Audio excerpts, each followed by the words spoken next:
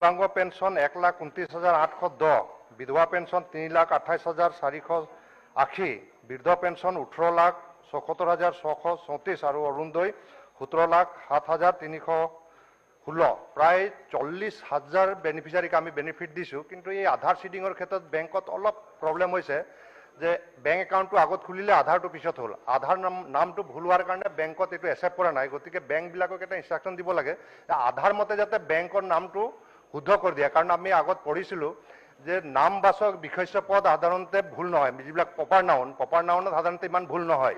কিন্তু বেংকবিলাকে ইমান গ্ৰামাৰ পঢ়াই আছে যে আমাৰ এই দুখীয়া দিব্যাংগজনে অসুবিধা পাইছে। মই ভাবোঁ মন্ত্ৰী ডাঙৰীয়া এবাৰ বেংকবিলাকৰ লগত এবাৰ ৰিভিউ কৰি ল'লে ভাল। ঠিক আছে। Honourable minister. অধ্যক্ষ ডাঙৰীয়া, মই যেতিয়া জিলাৰ উপায়ুক্তসমূহত তাত যাওঁ ৰিভিউ কৰোঁ, এই বিষয়টো তাতো আমাৰ উত্থাপন হয়। আৰু সেইকাৰণে উপায়ুক্তসকলক ইতিমধ্যে নিৰ্দেশ দিছোঁ যে লিড বেংক মেনেজাৰৰ লগত কথা পাতি পেলাই আৰু কনচাৰ্ণ যিসকল আছে ষ্টেক হোল্ডাৰসকলক লগত লৈ পেলাই তেওঁলোকক যাতে এই সমস্যাটো যে দূৰ কৰিব পাৰে তাৰ কাৰণে ব্যৱস্থা কৰাৰ নিৰ্দেশ দিছিলোঁ। আৰু সেইটোৰ আধাৰত ইতিমধ্যে আমাৰ ব্লকসমূহত পাৰ্টিকুলাৰলি PMOৰ ক্ষেত্ৰত বা MGNDAৰ ক্ষেত্ৰত ইতিমধ্যে ব্লকত কেম্প কৰি পেলাই আমি সেইটো কৰিছোঁ। গতিকে মই আমাৰ সন্মানীয় বিধায়কসকলক আহ্বান জনাব বিচাৰিছোঁ যে যিসকলে এনেকুৱা পেঞ্চন পাই আছে বা কিবা কাৰণত তেওঁলোকৰ ব্লক হৈ গৈছে আধাৰৰ কাৰণে, অন্ততঃ আধাৰত যি নামত আহিছে নতুনকৈ সেই নামত যাতে একাউণ্টটো খুলি পেলাই তেওঁলোকে যাতে পোৱাৰ ব্যৱস্থা কৰে। কাৰণ আধাৰ নহ'লে আধাৰটো চেঞ্জ কৰিব লাগিব। আইদাৰ দুটা এটা চেঞ্জ কৰিব লাগিব, হয়তো আধাৰটো চেঞ্জ কৰিব লাগিব, নহয়তো বেংকৰ একাউণ্ট চেঞ্জ কৰিব লাগিব। কিন্তু মই ভাবোঁ যে বেংক একাউণ্টটো চেঞ্জ কৰি পেলাই তেওঁলোকে যাতে পোৱাৰ ব্যৱস্থা হয় আৰু এই ক্ষেত্ৰত বিধায়কসকলে যাতে সহায় কৰে তাকে আহ্বান জনাইছোঁ। Indira Gandhi national pension scheme is a central government project, অৰ্থাৎ ফ্লেগশ্বিপ প্ৰগ্ৰাম চেণ্ট্ৰেল গভৰ্ণমেণ্টৰ হয়। ইন্দিৰা মেডিখন আমাৰ ষ্টেট গভৰ্ণমেণ্টৰ হয়। অতকমতে আমাৰ বিধায়ক ডাঙৰীয়াই যিটো প্ৰশ্ন কৰিলে দিব্যাংগ ষ্টেট গভৰ্ণমেণ্টৰ হয়, এইটো আমাৰ ক'ব লগা একো নাই। মই মন্ত্ৰী মহোদয়ক মই অনুৰোধ জনাইছোঁ এই যে ইন্দিৰা গান্ধী অৰ্থাৎ নেশ্যনেল পেঞ্চন স্কিম যিবোৰ টকা পাই থাকে, আপুনি যদি চায় বিহাৰ, মণিপুৰ, গুজৰাট, ৰাজস্থান, উত্তৰ প্ৰদেশ, মধ্যপ্ৰদেশ, দিল্লী, গোৱা, কেৰালা এইবোৰ ষ্টেটত 2,000 টকাকৈ পায়। 2,000 টকাই ওল্ড এজ পেঞ্চন পায়। এইটো কাৰণে মই অনুৰোধ জনাইছোঁ, নাজানো টকাৰ নটনি হৈছে নেকি নাই, এইটো মই ধৰিব পৰা নাই, বস্তু লাগিছে এনেকুৱা লাগিছে। আৰু নহ'লে আপোনালোকে কিয় দিব নোৱাৰিব? কথাটো হৈছে কি চেণ্ট্ৰেল গভৰ্ণমেণ্টৰ প্ৰজেক্টটো এই ইন্দিৰা গান্ধী নেশ্যনেল পেঞ্চন স্কিমটো দি থাকক, লগতে আপোনালোকে অৰুণোদয় দিয়ক। তেতিয়া 2,000 টকা 2,500 টকা বাকী যিখিনি ষ্টেট গভৰ্ণমেণ্টৰ আছে এইখিনি আমি ক'ব লগা হেৰিয়া নাই। চেণ্ট্ৰেল গভৰ্ণমেণ্টৰ যিখিনি প্ৰজেক্ট আছে এইখিনি প্ৰজেক্ট যাতে এজ ইট ইজ পাই থাকে আৰু তাৰ লগতে আপোনাৰ অৰুণোদয়টো ইনক্লুড কৰক, তেনেহ'লে এইজন মানুহ মই আশা ব্যক্ত কৰিছোঁ। অধ্যক্ষ ডাঙৰীয়া, আমি প্ৰতি মাহে আমি দিব্যাংগ পেঞ্চন দি আছোঁ 32,808 গৰাকী, বৃদ্ধ পেঞ্চন দি আছোঁ আমি 18,76,634 গৰাকী, আৰু বিধৱা পেঞ্চন দি আছোঁ আমি 3,28,480 গৰাকীক দি আছোঁ। বিভিন্ন সময়ত আমাৰ আমি যদি চাওঁ বৃদ্ধ পেঞ্চনটো যদি চাওঁ তেতিয়া 60ৰ পৰা যদি 79 বছৰ যদি হয় তেতিয়াহ'লে তেখেতে 250 টকা আৰু 80ৰ ঊৰ্ধত হ'লে 550 টকাকৈ পায়। আৰু এইটো আমাৰ বিভিন্ন সময়ত আমি যদি যাওঁ আমাৰ জ্যেষ্ঠ নাগৰিক সন্মিলনেও বা বিভিন্ন ব্যক্তিয়ে এইটো বৃদ্ধি কৰাৰ কথাটো আমাক জনায়। গতিকে আগন্তুক দিনত নিশ্চিত ওপৰত তেওঁলোকে এইটো বৃদ্ধি কৰিব পাৰে নে নোৱাৰে এইটো আমি মাননীয় মুখ্যমন্ত্ৰী ডাঙৰীয়াৰ লগত আমি আলোচনা কৰিম। কিন্তু মাননীয় মুখ্যমন্ত্ৰী ডাঙৰীয়াক আমি ধন্যবাদ জনাইছোঁ যে আমাৰ অন্তত এতিয়া আপগ্ৰেডেশ্যন কৰি পেলাই যিটো অৰুণোদয়লৈ নিয়া হ'ল,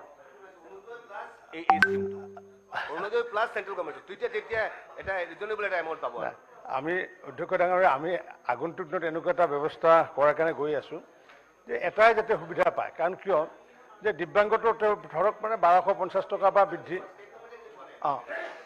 এইটো আগন্তুক দিনত আমি নিশ্চিত ওপৰত আমি আলাপ আলোচনা কৰিম যে পুঁজি সাপেক্ষে কি ব্যৱস্থা কৰিব পৰা যায়। 2016-17 বিত্তবৰ্ষৰ পৰা 2021-22 বিত্তবৰ্ষলৈ অসমৰ পঞ্চায়ত আৰু গ্ৰামোন্নয়ন বিভাগৰ প্ৰধানমন্ত্ৰী আৱাস যোজনাত কিমান সংখ্যক ঘৰ আৰু তাৰ বিৰুদ্ধে কিমান ধনৰ আবণ্টন দিয়া হৈছিল আৰু তাৰ পৰা কিমান টকা মোকলাই দিয়া হৈছিল। উক্ত সময়ছোৱাত ধুবুৰী জিলাৰ বিভিন্ন উন্নয়ন খণ্ডত আবণ্টিত ঘৰ আৰু ধনৰ বৎসভিত্তিক তথ্য বিচাৰিছিলোঁ। বিভিন্ন উন্নয়ন খণ্ডত কৈছিলোঁ যে ইয়াতে যেটো দেখিছোঁ মানে আমাৰ ভাৰতৰ প্ৰধানমন্ত্ৰীয়ে প্ৰতিজন দুখীয়া মানুহক এখন ঘৰ দিব বিচাৰিছে।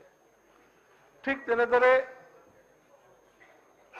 ঘৰ প্ৰধানমন্ত্ৰী আৱাস যোজনা ঘৰ নাটনি হোৱাৰ কাৰণে আমাৰ অসমৰ মাননীয় মুখ্যমন্ত্ৰীয়েও আঁচনি লৈছে কি প্ৰতিজন দুখীয়া মানুহ ঘৰ পাব লাগে। সেই ক্ষেত্ৰত ধুবুৰী জিলাৰ যিকেইখন উন্নয়ন খণ্ড আছে তাৰ মাজত এখন উন্নয়ন খণ্ড আছে, এইটো জামাদাৰহাট, সেইটো জলেশ্বৰ সমষ্টিৰ অন্তৰ্গত। মই যিটো কথা বিচাৰিছিলো যে প্ৰতিটো উন্নয়ন খণ্ডৰ বৎস ভিত্তিক বিচাৰিছো প্ৰতিটোৰে, কিন্তু সেই উত্তৰটো এনেকুৱা দিলে মানে আমাৰ কেৱল জলেশ্বৰৰ জামাদাৰহাটতো দিলে, বাকীবিলাক নিদিলে। কাৰণ কিয় নিদিলে আচল কথাটো ইয়াত ওলাই পৰিল, মই ওলাই লৈছো। ইয়াত দেখা গৈছে, মই সেই কথাটোৱে ক'ব আহিছো, কাৰণ ইয়াত দেখা গৈছে এই জামাদাৰহাটৰ যিটো আপোনাৰ ঘৰৰ যিটো টাৰ্গেট দিছিল আপোনাৰ 4,354, ৰেজিষ্ট্ৰেশ্যন হৈছে 4,271, আৰু বেলেগ বেলেগ যিবিলাক জিপি আছে আপোনাৰ ব্লক আছে, সকলো ব্লকতে যিটো পাৰ্চেণ্টেজ ৱাইজ চেংচন দিছে, সেই চেংচন দেখা গৈছে 82%, 70%, 57%, কিন্তু এই জামাদাৰহাটত কেৱল 11% হৈছে। এইটো কেনেকৈ হ'ব পাৰিলে? মই তাৰে বিডিঅ'ৰ লগত আলোচনা কৰিছিলো। বিডিঅ'ৰ লগত আলোচনা কৰোঁতে বিডিঅ'য়ে ক'লে, ছাৰ মই সেই কথাটোৱে ক'ব খুজিছো, কোৱেশ্যন মোৰ সেইটোৱে যে তাত কেনেকুৱা কৰি 11% হ'ল, কিয় বেলেগ বেলেগ উন্নয়ন খণ্ডত 80%, 70%, তাত কিয় 11% হ'ল? এই বস্তুটো মোক লাগে, আৰু মই এই উত্তৰটো লাগে, এনেকুৱা লাগে। অধ্যক্ষ ডাঙৰীয়া, তেখেতে যিটো কথা ক'লে যে ধুবুৰী জিলাৰ তথ্যটো দিয়া নাই, অকল জামাদাৰহাটত দিছে, সেইটো নহয়। কাৰণ এনেক্সাৰ 1 আৰু 2ত আমি ধুবুৰী জিলাৰ তথ্যটো দিছোঁ। আৰু আপুনি জানি সুখী হ'ব, ধুবুৰী জিলাত এতিয়ালৈ আমি 1,09,379টা ঘৰ আমি দিছোঁ। 1,09,379টা ঘৰ ইতিমধ্যে ধুবুৰী জিলাত আবণ্টন কৰা হৈছে। আৰু তাৰ ভিতৰত আপোনাৰ জামাদাৰহাটত হৈছে আপোনাৰ 6,418টা।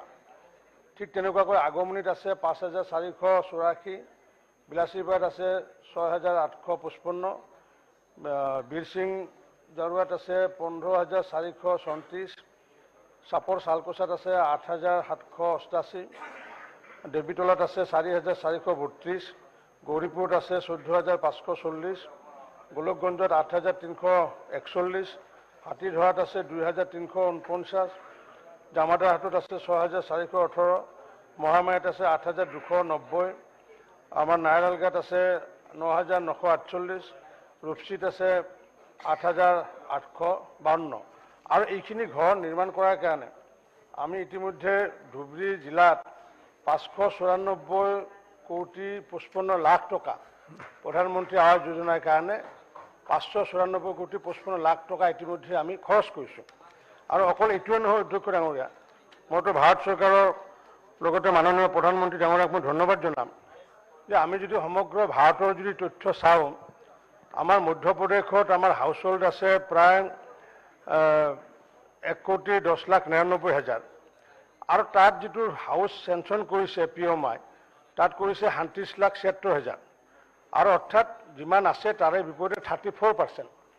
আৰু লগত যদি আমি অসমত চাওঁ, অসমত আমাৰ হাউচ হোল্ড আছে 59,32,387, আৰু ইয়াৰে ভিতৰত আমি 19,74,000 আমি ইতিমধ্যে ঘৰ পাইছোঁ। অৰ্থাৎ অসমতো আমি দেখিছোঁ ছেকেণ্ড পজিশ্যন 33%।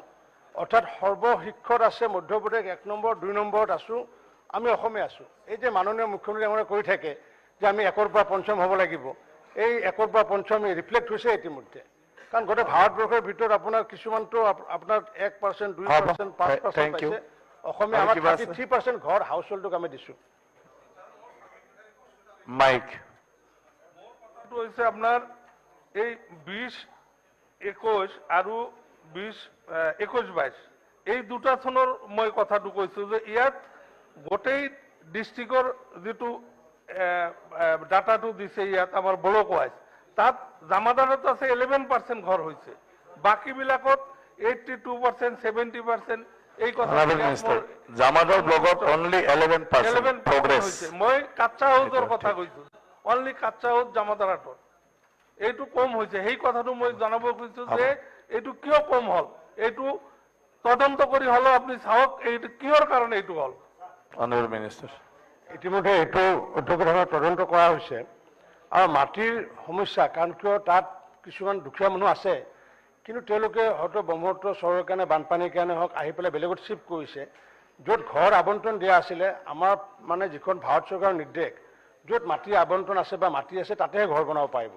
আজি তেওঁ যদি আহি পেলাই আজি গুৱাহাটীত যদি আহে, তে গুৱাহাটীত প্ৰধানমন্ত্ৰী আৱাস যোজনাটো ভাৰত চৰকাৰে আমাক পাৰ্মিট নকৰে, যাৰ কাৰণে আপোনাৰ এইটো সমস্যা সমষ্টিত কিছু সমস্যা হৈ আছে।